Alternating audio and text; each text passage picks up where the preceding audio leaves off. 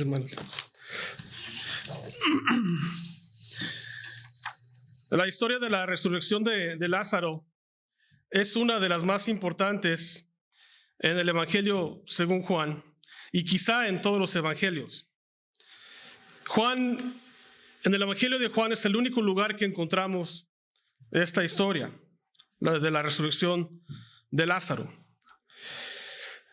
Eso puede ser porque Juan escribe su evangelio unos 60, 70 años después de los demás evangelios. Este milagro no es el último que hace Jesús, es el séptimo. No es el último. El último en el evangelio de Juan es cuando sana al hombre que Pedro le corta la oreja. Entonces no es el último, pero sí es el más importante. Entonces tratar de explicarlo en los 45 minutos, 50 minutos que tenemos aquí, no le haríamos justicia a este capítulo. Lo vamos a ver en 4 partes. Así que la parte 2, la semana que viene, para que no falten. La resurrección de Lázaro, como les dije, es el séptimo milagro del que nos cuenta el apóstol Juan. La importancia de este milagro es esta, de que Lázaro estaba muerto ya por 4 días. Y más adelante el capítulo nos dice que ya hedía, ya tenía descomposición en su cuerpo. Con ese milagro Jesús sella su omnipotencia, que Él es el único dador de vida y que en Él se encuentra la vida, la resurrección y la vida. Ustedes, hermanos, que creen en Cristo, yo que creo en Cristo, es la única creencia o religión, por decirlo así, que puede declarar que Dios nos da vida nueva y vida eterna. Es un privilegio ser hijos de Dios. Esto lo vemos no solo en la Escritura que creemos, sino en la historia judía y en el corazón de cada persona que se encuentra aquí. Sabemos que somos salvos y que un día resucitaremos con Él. Amén.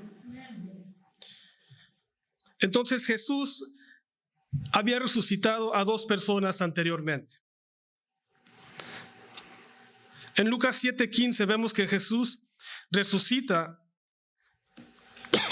al hijo de una viuda en la ciudad de Naín. En Marcos 5:35 al 42, Jesús resucita a la hija de Jairo, que era un principal de la sinagoga. No podemos quitarle la importancia de esos milagros, pero hay una marcada diferencia entre la resucitación de estas 2 personas y Lázaro. Lázaro llevaba 4 días que había muerto. Versículo 39 del mismo capítulo nos dice que el cuerpo ya olía, que estaba en estado de descomposición. Entonces el versículo 1 y 2 dice: estaba entonces enfermo un hombre llamado Lázaro de Betania, la aldea de María y de su hermana Marta. María era la que ungió al Señor con perfume y secó sus pies con sus cabellos. Y Lázaro, que estaba enfermo, era su hermano. El nombre de Lázaro era un nombre muy común en esos días. Este nombre es un derivado del hebreo, el nombre hebreo Eleazar, que significa, y muy apropiado para esta historia, Dios es mi ayuda. Dios es mi ayuda. El versículo dice que eran de Betania, la aldea de María y de su hermana. La Biblia nos habla de 2 lugares llamados Betania. Una al otro lado del Jordán, en Juan 1:28, donde Juan comienza su ministerio. El Juan el Bautista comienza su ministerio. Y 2, Betania, aldea de María, Marta y Lázaro, que vemos hoy, la que está cerca de Jerusalén. No pude poner mapas si no lo ponía. Hay dos, la que está cerca de Jerusalén y la que está al otro lado del Jordán. Y es aquí, la que está cerca de Jerusalén, donde se encuentra Lázaro, enfermo y a punto de morir. Jesús se encontraba en Betania, me cuesta quitar el acento, Betania, que estaba a unas 30 millas de donde se encontraba Lázaro y sus hermanas. Entonces sus hermanas enviaron a Jesús a decir a Jesús, versículo 3, Señor, he aquí el que amas está enfermo. Este amor, sabemos que Dios nos ama con un amor incondicional. El amor agape o agapeo. Ese es el amor incondicional. Pero el amor que Jesús tiene por Lázaro es incondicional, pero es un amor fileo, que significa de amistad, un amor de hermanos. Podemos ver que María y Marta envían a un mensajero a Jesús diciéndole que su hermano Lázaro estaba enfermo. Lo que no vemos es que demandan que vaya y sane a Lázaro. No hay ninguna demanda de parte de ellas, solamente quieren que Jesús sepa que aquel al quien ama está enfermo. Mandan decir a Jesús lo que está sucediendo y dejan que Jesús tome una decisión. No tratan de manipular a Jesús. Versículos 4 y 5 dice, al oírlo Jesús dijo, esta enfermedad no es para muerte, sino para la gloria de Dios, para que el Hijo de Dios sea glorificado por ella. Y el 5 dice, Jesús amaba a Marta, a su hermana y a Lázaro. El versículo 4 es clave en ese capítulo. Aquí vemos la razón por la cual todo esto está sucediendo. Eso lo está permitiendo el Señor para glorificar a su Padre y glorificarse a Él mismo. Dios se glorificaría en las circunstancias de sufrimiento de Lázaro y sus hermanas. ¿Cómo puede ser eso? ¿Cómo es que Dios se alegra, dice el versículo? ¿Cómo es que Dios se va a glorificar si estamos sufriendo por mi hermano, lo estamos viendo morir y tú lo dejas ahí? ¿Cómo te glorificas? ¿Qué hay para nosotros? Hay quienes creen que a Dios se le puede exigir estar sano. Quizá ustedes han visto o han participado en su pasado en iglesias así, doctrinas así, que se le puede exigir a Dios tener sanidad, entre otras cosas. Vemos aquí que las hermanas no le exigen nada. Le presentan el problema al Señor y el Señor toma una decisión. Lo esperan a que tome una decisión. Jesús amaba a Lázaro, pero permitió que sufriera y muriera. Piensen en eso un poquito. Si tú alguna vez has sufrido, quizá el Señor lo permitió. ¿Para qué? Versículo 4. Para glorificarse Él y para glorificar al Padre.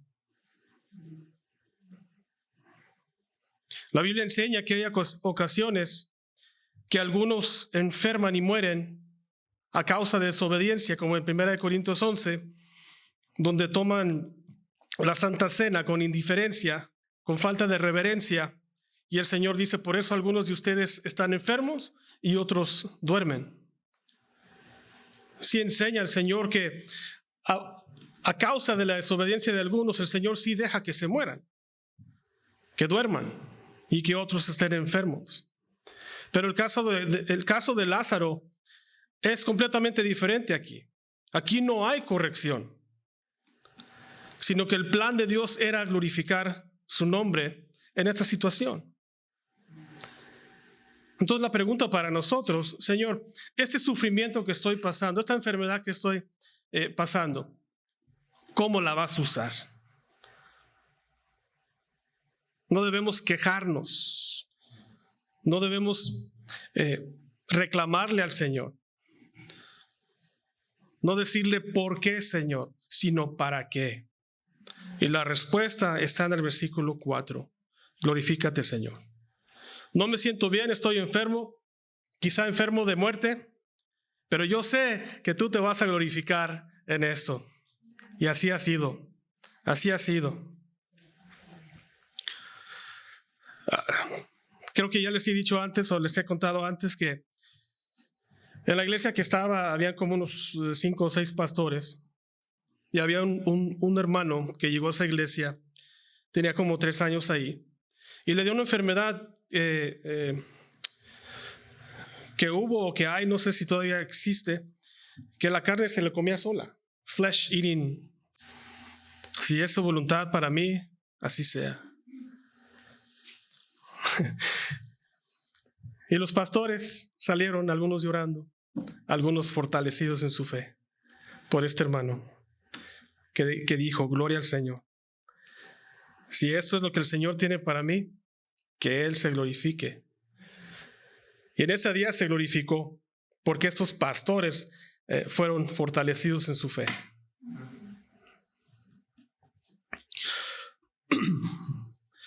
Una enfermedad no significa que Dios no nos ama.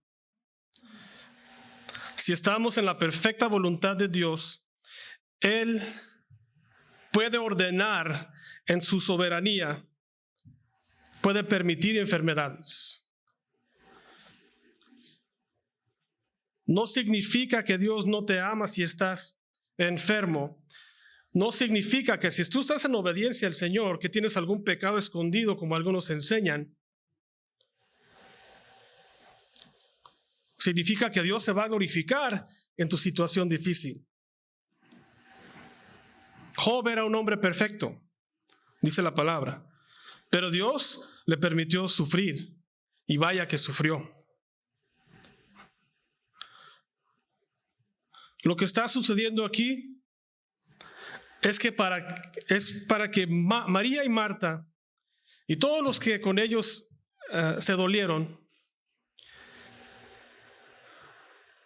fueran enseñados algo. Esto es lo que llamamos una tormenta, pero una tormenta de perfección. No estaban pasando por una tormenta de corrección, sino de perfección. Quizá tú has pasado por una tormenta de corrección o de perfección. Y es difícil para ti entender el por qué. Si estás en la voluntad del Señor, el Señor te está perfeccionando para su uso. Y necesita que tomes esos pasos agigantados de fe para lo que vaya a hacer contigo el Señor. Dice Warren Wiersbe, el amor de Dios por los suyos no es un amor que mima o chiquea.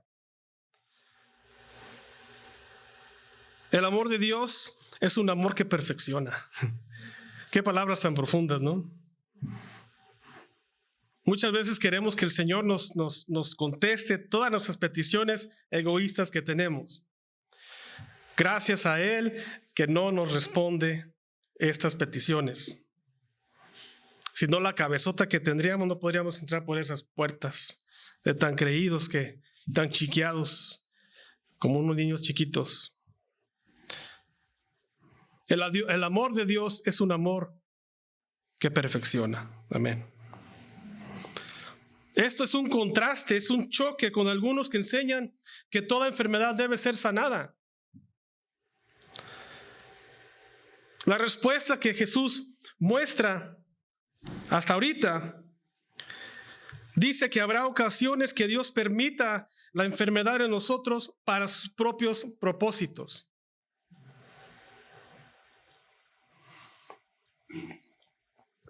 El hecho de que nos ama no significa que te resguardará de una enfermedad o de un dolor o de una mala experiencia o tribulaciones. Vivimos en un mundo caído. Y como consecuencia vamos a tener tribulaciones en este mundo. El hecho que el Señor ama, como amó a Lázaro, no significa que no tendrás tribulaciones. Pero la esperanza la tenemos en Cristo.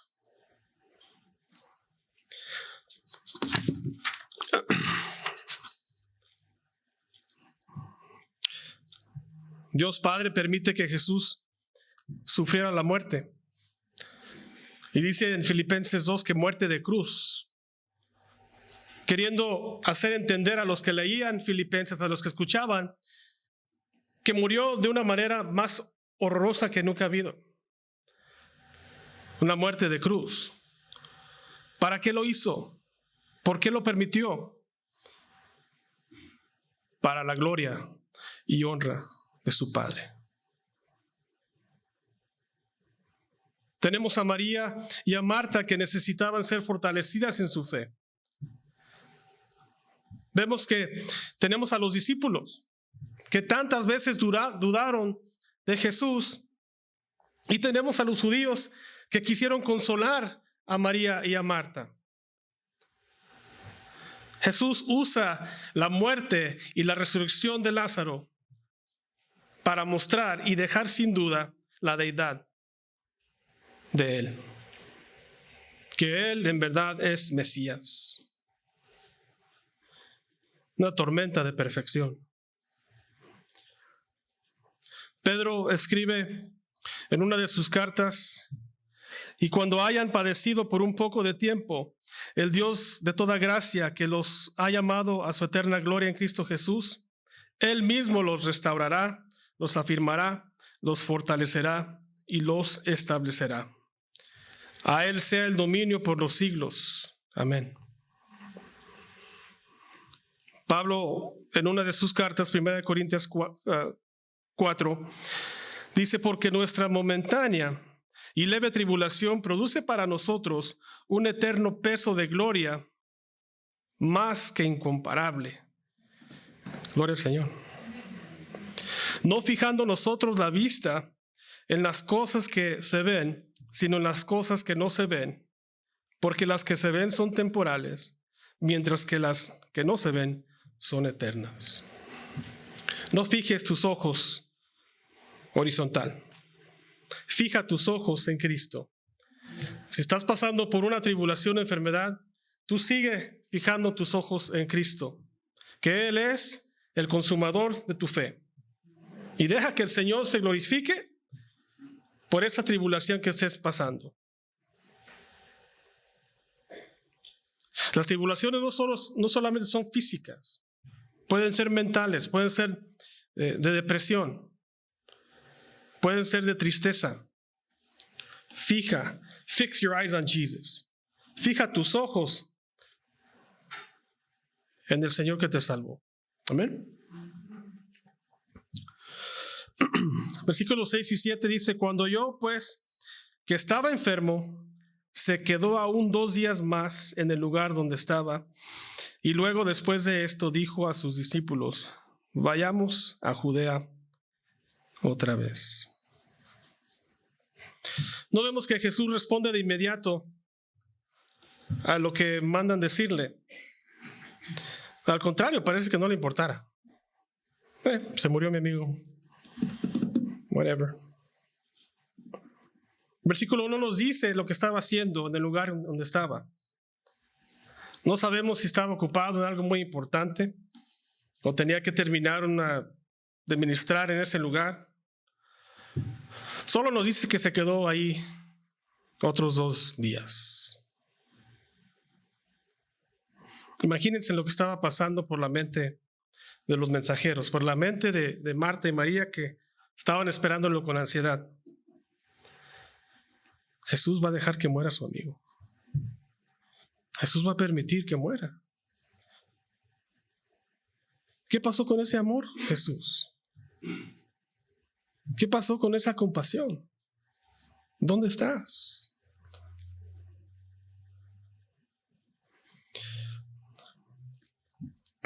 Se tomaban un día de ir de donde estaba María y Marta a donde estaba Jesús. La palabra nos dice que llevaba 4 días muerto. El primer día que fueron los mensajeros a Jesús ya había muerto Lázaro. Se espera 2 días, son 3.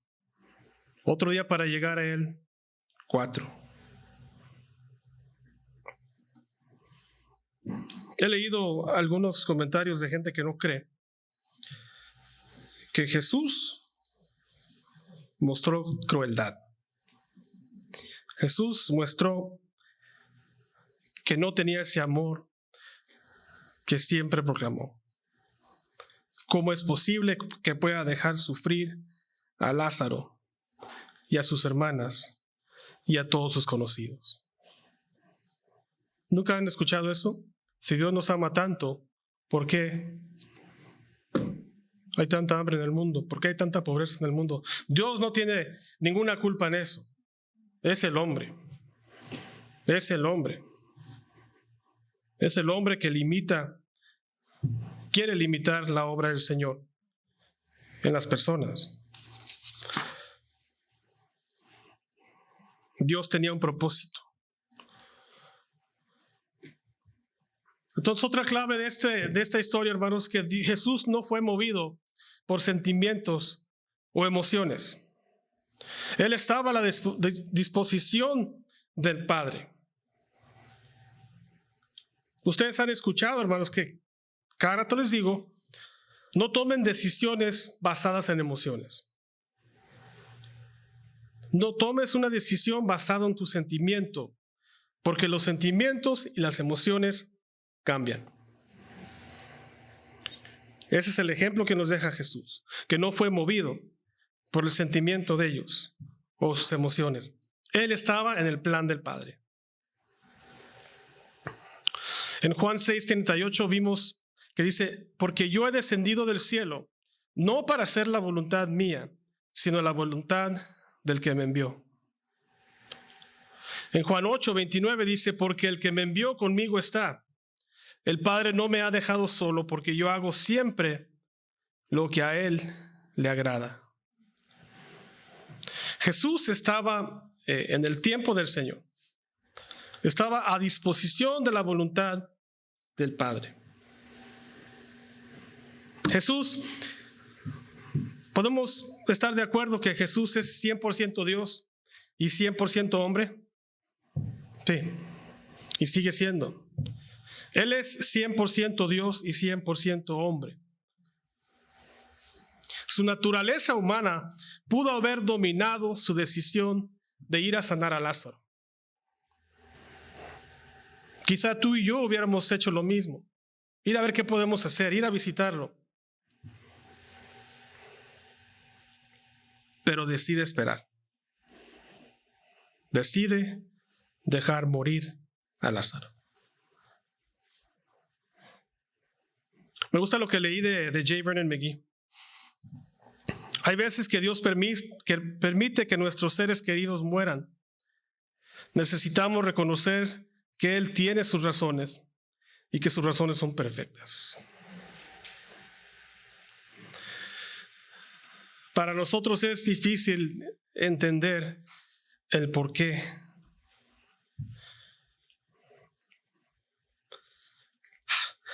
De las cosas. Hace 2 semanas enterramos, no aquí, pero hicimos su funeral, de una mujer ya grande que amaba al Señor, sierva de Dios, que fue un ejemplo como creyente para sus hijos, para sus vecinos, para las mujeres que llegaban de sus países, que venían solas. Y fue algo triste, pero ella había cumplido su misión, su jornada aquí. Y todos sus hijos creyentes entendieron que era su tiempo.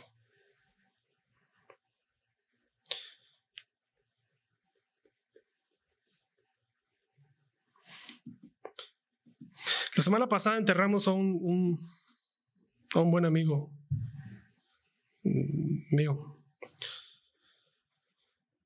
Él era un siervo del Señor. Él era una persona que que era muy amada por muchísima gente. Él sirvió al Señor con todo lo que tenía. Era un doulos, un esclavo del Señor. La semana pasada lo enterramos. Y el dolor que siente su familia y los que lo amaban es bastante fuerte. Pero hasta en eso Dios se va a glorificar de una manera. Yo no sé cómo, pero se va a glorificar. Mañana tenemos otro entierro para otro amigo.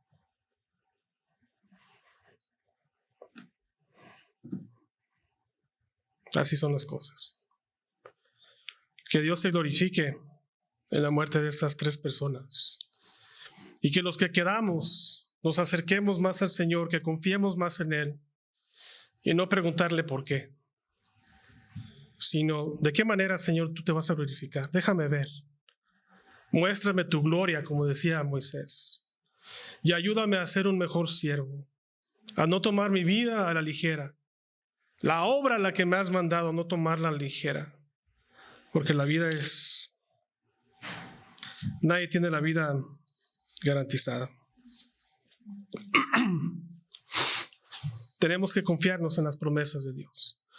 ¿Qué otra cosa nos queda, iglesia? Confiarnos en que Él es la resurrección y la vida, de que somos polvo, que Él nos creó y que volveremos a la tierra.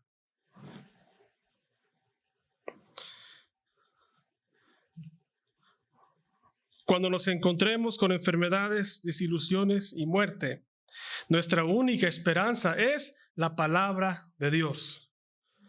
Es el único lugar que podemos ir donde hallamos respuestas.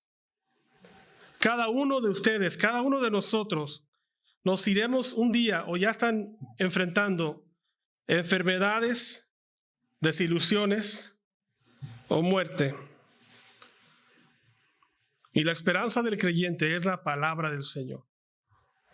No la emoción, no los sentimientos, sino su palabra. Vivimos por fe y no por vista. Salmo 50, versículo 15, dice el Señor: invócame en el día de la angustia, yo te libraré y tú me glorificarás. Entonces Jesús les dijo: vayamos a Judea una vez más. Le dijeron sus discípulos: Rabí, hace poco los judíos procuraban apedrearte, ¿otra vez vas allá? O sea, ¿qué estás haciendo? Te querían matar a pedradas y ahí vas.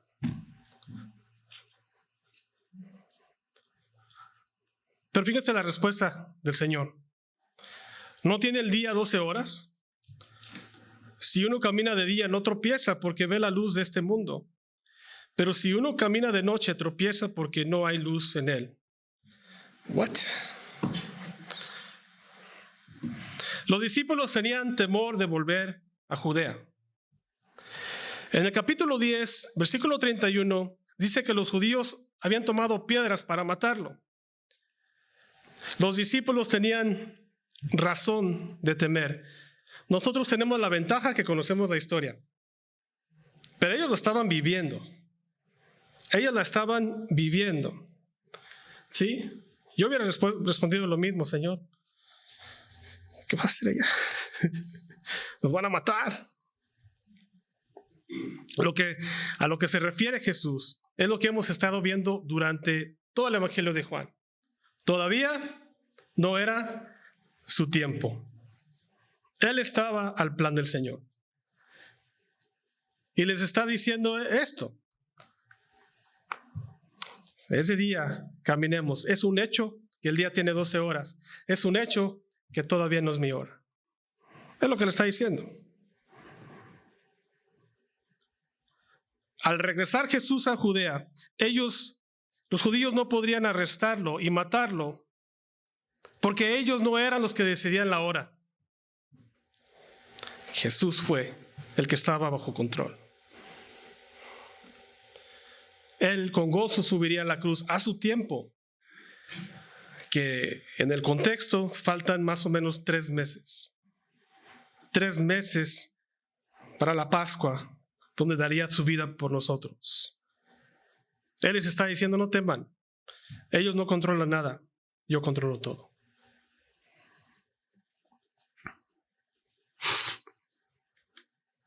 Aquí vemos, hermanos, unos principios, un gran principio para nosotros.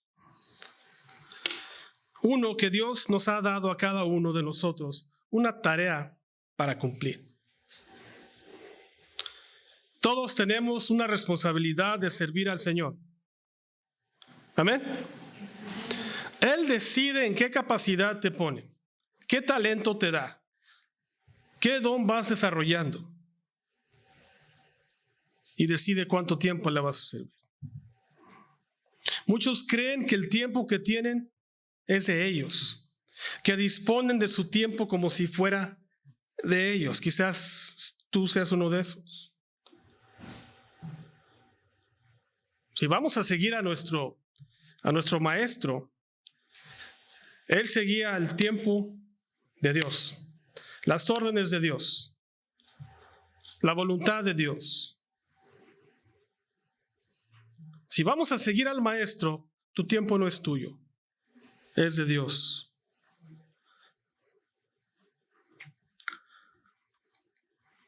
No fue así, pueden decir, pues era Cristo. No fue así para Pablo, ni para Pedro, ni para Juan, ni para Marcos. Todos ellos estaban al tiempo del Señor, tenían una tarea que cumplir y la hicieron. ¿Cuál es la tuya? ¿Cuál es la tuya? Esta semana estaba leyendo y leí esto. Fallar a Dios en seguir su plan para ti es peligroso. Entramos en la zona de peligro. Con Él podemos entrar en la zona de peligro y nada podrá tocarte. Jesús y sus discípulos estaban entrando a la zona de peligro, pero nada podía tocarlos porque no era su tiempo.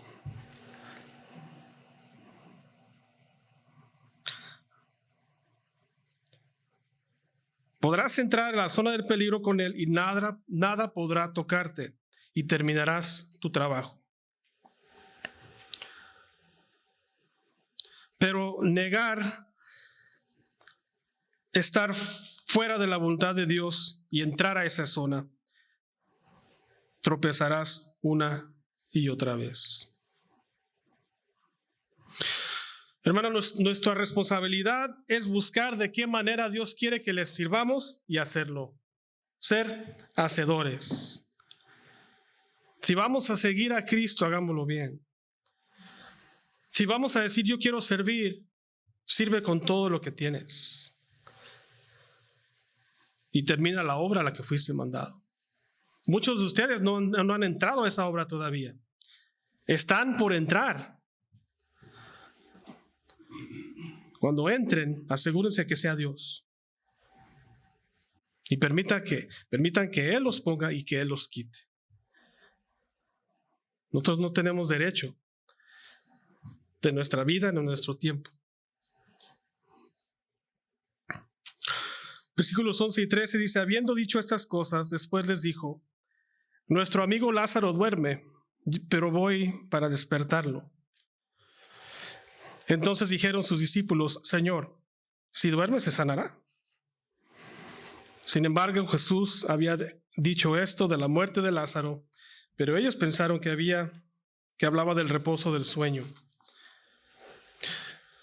Los discípulos no entendían lo que estaba hablando Jesús.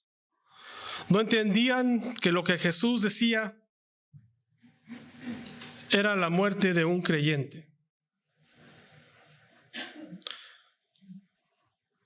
Dios llama a nuestra muerte a dormir. La muerte fue vencida en la cruz. Y el cristiano podemos decir que morimos, pero en realidad dormimos, descansamos en el Señor. La jornada que pasamos en este mundo termina. Descansamos del trabajo y muchas veces del sufrimiento. Esto era algo que los discípulos todavía no alcanzaban a entender. Y como les dije, ellos no tenían el beneficio de saber lo que iba a suceder. Pero Jesús les iba a enseñar lo que es la muerte para el Hijo de Dios. Esto también debe ser como una esperanza, un aliciente, se dice. Para ti que eres hijo de Dios, que has puesto tu confianza en el Señor. Que un día la incertidumbre, los problemas, las tribulaciones de esta vida se van a terminar. Y vas a hallar descanso para tu cuerpo, para tu alma. La esperanza que tenemos en el Señor.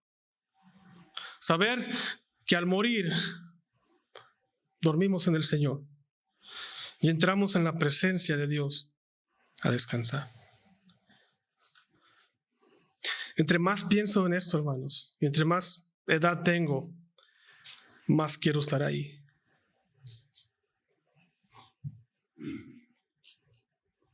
La muerte es algo inevitable, una realidad que llega tarde o temprano. Y nosotros como creyentes no debemos temer la muerte, porque solo es un paso hacia la eternidad. ¿Sí lo creen? Es un paso hacia la eternidad. No teman. El mundo teme la muerte, aunque digan que no. Aunque digan que no, el mundo teme. Los incrédulos temen.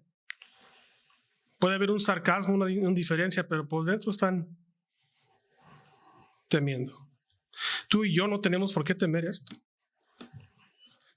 Cerramos los ojos por última vez, los abrimos en la eternidad. Gracias, Señor. Jesús, versículo 14 dice, así que luego Jesús les dijo claramente, Lázaro ha muerto. Y a causa de ustedes me alegro de que yo no haya estado allá para que crean. Pero vayamos a él. Jesús les recuerda, no está durmiendo en el sentido que ustedes creen. Él ha muerto. No quería el Señor que quedara duda de lo que le había sucedido a Lázaro. Y el versículo 15, la segunda parte, es increíble. Y a causa de ustedes me alegro de que yo no haya estado allá. Eso suena hasta malo, ¿no? Jeez.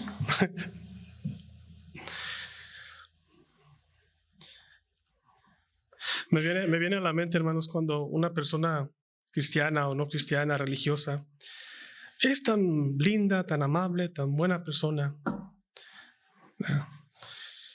y creen que así representan al Señor. Yo creo que en algunas maneras sí. Estas son palabras de amor.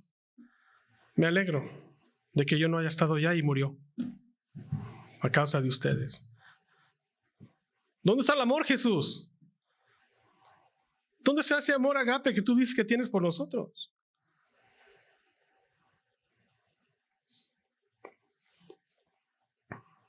Este es otro versículo clave del estudio de hoy.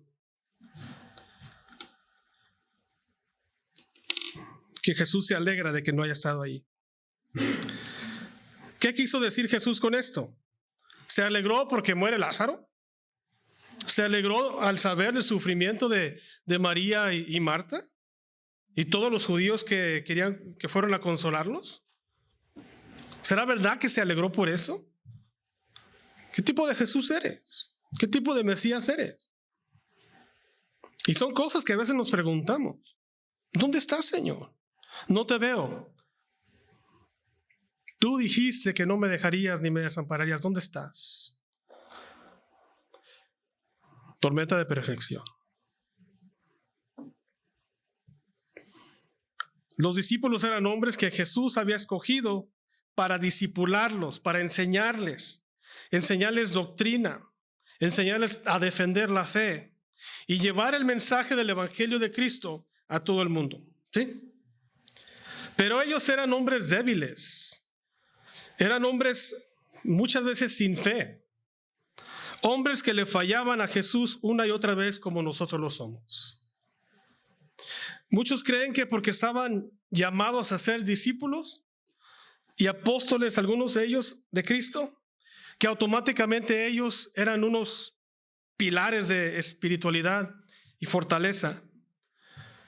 Pero si ustedes conocen algo de la vida de ellos, sabemos que estos hombres fueron como los que estamos aquí, que le fallamos al Señor. No era así. No fueron unos pilares de la iglesia hasta después que recibieron el Espíritu Santo y vieron el poder de la resurrección y se convencieron que Jesús era el que dijo que era. Tenemos que convencernos nosotros para que el Señor nos use de tal manera como los usó a ellos. Jesús entonces usa esta situación para enseñarles y ellos verían una vez más lo que significa el milagro de la resurrección. Pero esta vez de un hombre que llevaba 4 días muerto. La fe de ellos necesitaba ser fortalecida. Y es por eso que se alegró. Porque él tenía que seguir enseñándoles, ministrándoles. Si vamos a ser seguidores de Cristo, nos va a dejar pasar por tribulaciones. Nos va a dejar pasar por malas experiencias. ¿Por qué? Porque es para ti. Y el Señor se va a alegrar de que no entendamos todo. Porque vamos a indagar, vamos a estudiar, vamos a preguntar. No por qué, sino por qué. ¿Para qué? El Señor se alegra porque una vez más tendría la oportunidad de demostrar su deidad y el poder que él tenía y tiene para resucitar y dar una vida nueva. El 16 dice: entonces Tomás, que se llamaba Didimo, dijo a sus condiscípulos: vayamos también nosotros para que muramos con él. Sabemos que Tomás era uno que dudaba, ¿ya? Doubting Thomas. Pero lo que estamos viendo aquí es otra cara de Tomás. Vamos, porque yo sé que te van a matar, Jesús, y yo voy a morir contigo. Es lo que está diciendo. Vayamos a morir con él entonces. Ellos creían, Tomás creía que la muerte era segura. Se iban otra vez a Judea. Pero vemos a Tomás una muestra de lealtad a su Señor, del amor que tiene al Señor y su devoción a Jesús. Creo que voy a morir, Señor, pero yo voy contigo.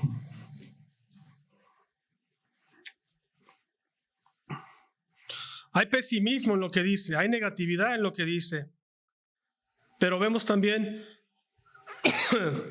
la lealtad que tiene al Señor, que a él no le interesa morir con su Cristo. Tú estás muriendo para él. Estás muriendo a ti mismo por servirle. Estás muriendo de tus deseos, de tu tiempo, por servirle a él, para su gloria. ¿O sigues creyendo que tu tiempo es tuyo? ¿Sigues creyendo que los dones, los talentos, tus recursos son tuyos? La historia no termina ahí. Pero lo que podemos sacar de estos 16 versículos es eso. Como aplicación, para poner una aplicación, puse 4 puntos. Número 1, cuando nos hallemos en una situación difícil, es mejor presentársele al Señor y dejar que Él decida qué hacer. No hay que demandar de Él nada. No hay que sugerirle nada. Señor, esta es mi situación. te la dejo a tu disposición. Creer en su completa soberanía que tiene sobre nuestras vidas. Número 2, una enfermedad no significa que Dios no nos ame. Si el plan de Dios es permitir que Él se glorifique en su situación, que así sea. Número 3, Dios nos ha dado a cada uno una tarea que cumplir.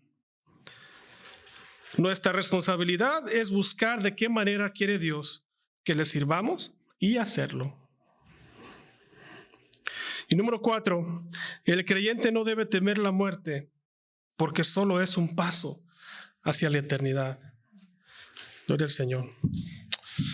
Nos ponemos de pie, hermanos. Voy a pedir a los grupos de alabanza que pase. Vamos a dar un tiempo a glorificar a nuestro Dios y a alabarle. Y si alguien necesita oración o que oremos por ellos, voy a pedir a Oscar, si está, y a Francisco que pase para orar por ustedes, hermanos. Es algo que tenemos que pensar, hermanos. Tenemos que pensar que si nuestro tiempo es nuestro, que si el Señor realmente me ha llamado a ser su hijo, ¿qué voy a hacer con mi vida? ¿Se lo voy a entregar por completo a Él? ¿O me voy a esperar a qué? No hay tiempo que perder. Tú no tienes tu vida garantizada mañana. Sí, resucitarás y verás al Señor una vez más. Pero hoy tienes tiempo de ponerte a cuentas con Él si tú no conoces al Señor. Si estás en desobediencia a Él, si estás en algún pecado, alguna iniquidad. La iniquidad es un pecado sin confesar, que quieres esconderlo. Si es así, pasa. Si tú estás enfermo, necesitas oración, te invito a que pases, sin ninguna presión. Sería un privilegio para nosotros como siervos que tú nos dejaras orar por ti, que nos permitieras.